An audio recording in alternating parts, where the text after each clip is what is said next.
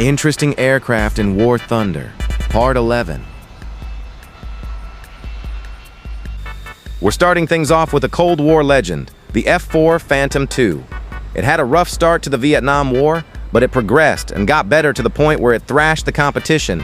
It's crazy to think how big of a difference a gun pod, and later an internal cannon, made to the F-4's track record, and in general, the way in which the USA would achieve total superiority over Vietnamese airspace. Now yes, of course the F-4 did not only see service with the USA, it's seen plenty of runs with other countries like Israel, the UK, Germany, Turkey, and, well, Iran. And I gotta say, the German F-4 FKWS-IC was honestly kinda cool. It's a heavily modified F-4E with the ability to carry and launch AIM-120 AMRAAM. Unfortunately for this specific version of the F-4, it was retired in 2013 in favor of the Eurofighter Typhoon.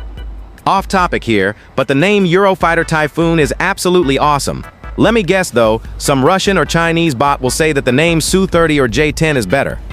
Back to the F-4 though, it's a brick it cannot turn for its life, so don't ever try dogfighting someone in it in War Thunder.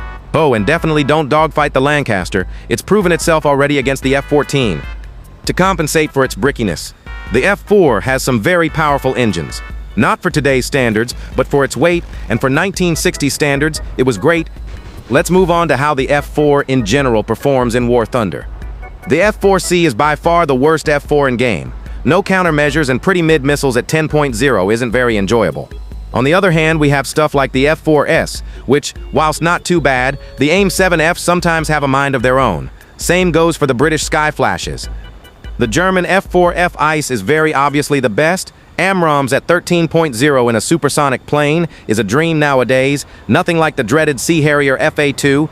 The F-4 I'm using at the minute is the F-4J. It's essentially an F-4S, but without the extra maneuverability.